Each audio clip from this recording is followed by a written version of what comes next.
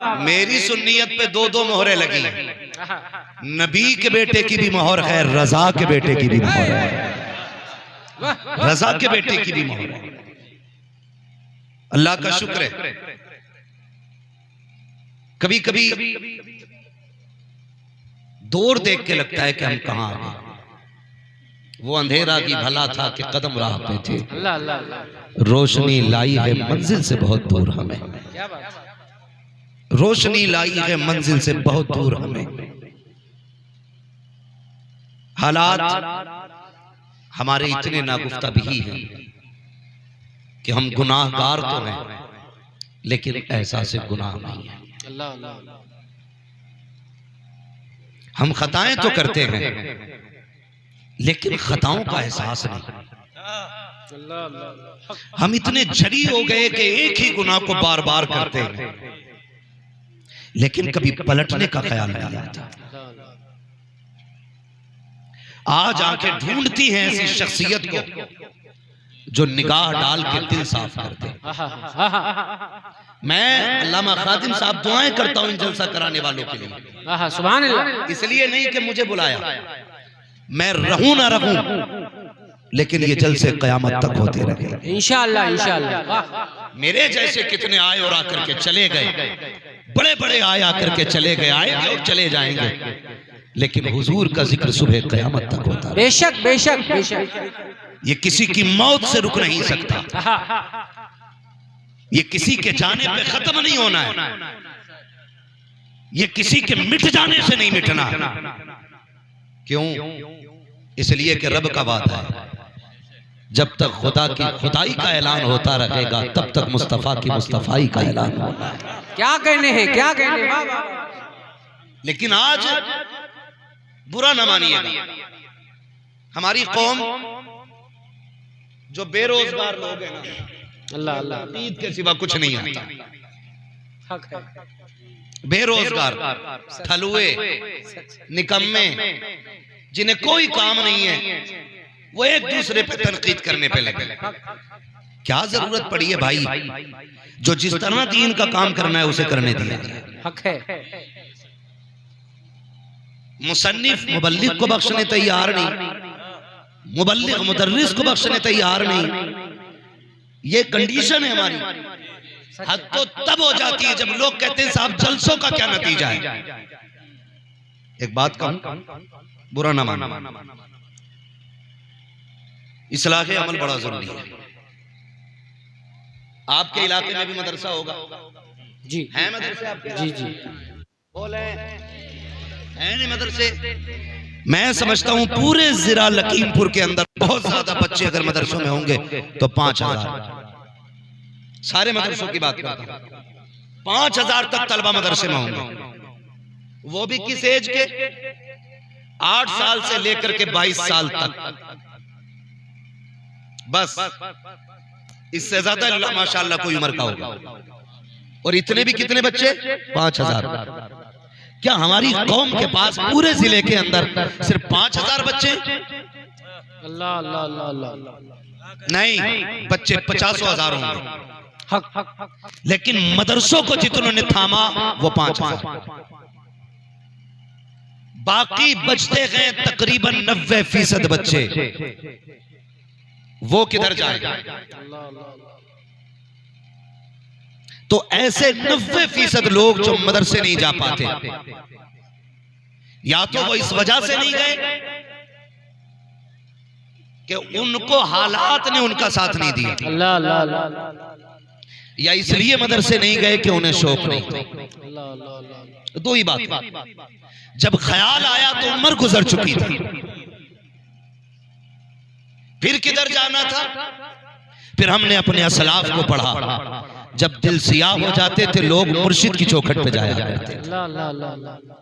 जब बंदा गुनाह ज्यादा कर लेता था तो फिर किसी ऐसे शख्स की तलाश में निकलता था जो दिलों का जंग दूर करे। तो फिर खानकाहें तलाश की जाती थी, कोई अजमेर शरीफ जाकर के वली बनता था, कोई ख्वाजा कुतुबुद्दीन बख्तियार काकी की चौखट पे जाके गुनाह धोता था, कोई निजामुद्दीन औलिया की बारगाह में जाता था, कोई बाबा फरीद के कदमों को पकड़ता था।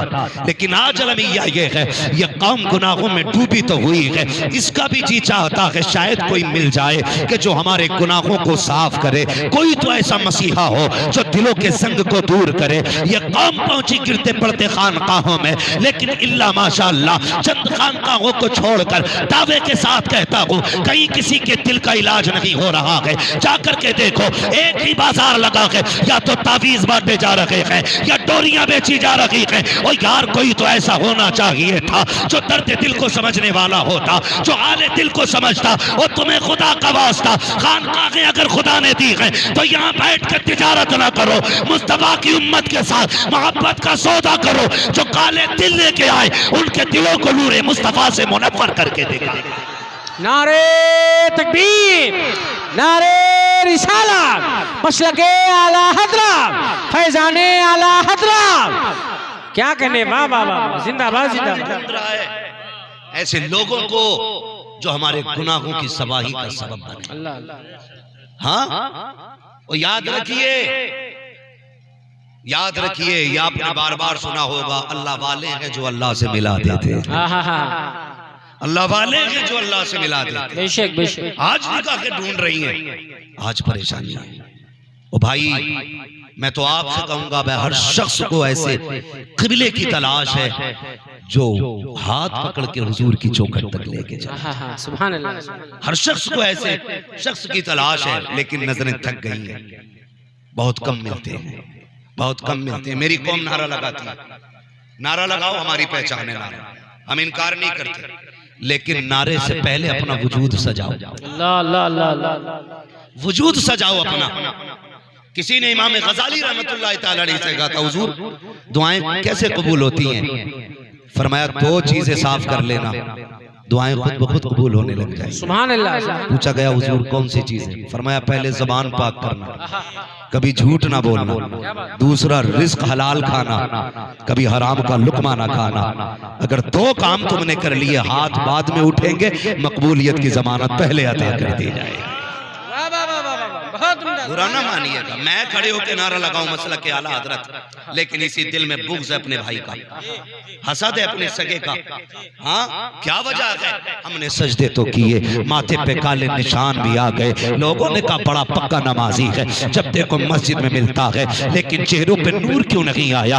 नूर सफेदी को नहीं कहा जाता है, नूर रोशनी को नहीं कहा जाता है। और भाई, नूर का मतलब नमाजी के ये है, उसके चेहरे पे कशिश दिखाई दे, भले काले रंग का क्यों ना हो, लेकिन अगर बिलाल है, इश्क है हुजूर का, तो कायनात के सीने में उसकी मोहब्बत पैदा हो जाती है। आपने किस रंग का इश्क किया है, कौन सी इबादत करके लौटे हो? लेकिन हम जानते हैं शाहिद, हमने बदन तो पाक किया, कपड़े भी पाक किए, सजदे भी रात के 3-3 बजे किए, लेकिन मसीयत का नकीब कह रहा था, तूने पानी डाल के कपड़े पाक किए, कपड़ा मार के सब पाक कर ली, लेकिन दिल के अंदर जो मैल लेके आया है, इसे कब पाक करेगा? और तूने इस कपड़े को एक बाल्टी पानी से साफ कर लिया, लेकिन जो दिल के अंदर हसद का मैल है, ये समंदर से भी पाक नहीं होगा। मालिक ये कब पाक होगा? फरमाया, सुन, पहले अपने सगे को माफ कर दे, खुदा तेरे सारे गुनाहों को माफ फरमा दे। नारे तकबीर, नारे रिसालत, मसलके आला हज़रत, खलीफे वैसे मियां, वहदत इस्लामी कॉन्फ्रेंस। वाह वाह वाह, बहुत उम्दा, सुभान अल्लाह। मेरे शेख सरकार रईसुल अत्किया फरमाया करते, एक दिन मैंने खुद कहा, देखो इनकी बारगाह में जाया करो, कभी पूछा करो, बुजुर्गों के 2 जुमलों में पूरी जिंदगी होती है, 2 जुमलों में। बात चल रही थी, हजरत फरमा रहे थे, मुझसे कहने लगे, मुफ्ती साहब कभी कभी बैठने का वक्त मिलता है या जाना होता, हम नसीहत हासिल करते हैं, हम कहते हैं हुजूर नसीहत फरमाए। फरमाने लगे, बंदा गुनाहगार अगर होना तो बचने के रास्ते होते हैं, लेकिन बंदा अगर गुस्ताख हो जाए तो फिर बचने के रास्ते नहीं रहा। अरे क्या कहने, क्या कहने। 2 बातों में बात खत्म कर दी। कहने लगे, कभी गुस्ताख ना होना, गुनाहगार के निकलने के रास्ते हैं, गुस्ताख के निकलने के रास्ते नहीं होते। फिर फरमाने लगे, मौलाना कोशिश करना कभी किसी की बद्दुआ ना लगे। कौन कहता है ये बात? कहने मौलाना कोशिश करना किसी की बद्दुआ ना हो जाए तुम्हारे लिए। मैंने कहा हुजूर बद्दुआ बताए ना, दुआ और बद्दुआ क्या है। सुने बुजुर्गों के जुमले। सरकार उवैस मियां फरमाते हैं बेटे याद रखना, किसी का दिल तोड़ देना बद्दुआ होती है, किसी का दिल जोड़ देना दुआ हुआ। लोग कहते मैंने ऐसा डांटा, मेरे सामने होठ तक नहीं हिले, उसके कांप रहा था, हिम्मत नहीं थी मेरे सामने खड़े होने की।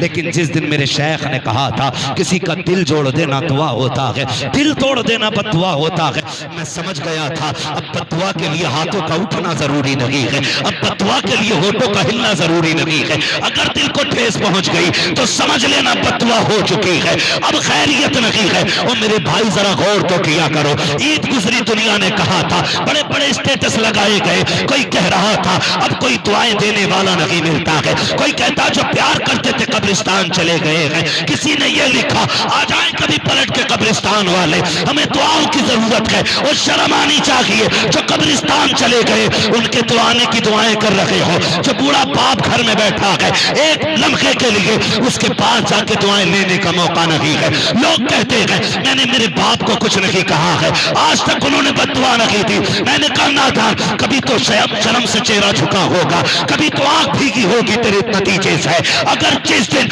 उसकी आंख भीग गई, ये मत सोचना वो मुसल्ला बिछाएगा, हाथ उठाएगा तभी बद्दुआ होगी। वो टूट गया, बद्दुआ हो गई, अब ना तुझे पीर बचा सकता है ना तुझे वली बचा सकता है। अगर बचना है माँ बाप को राजी कर, खुदा भी राजी हो जाएगा, मुस्तफा भी राजी हो जाएगा।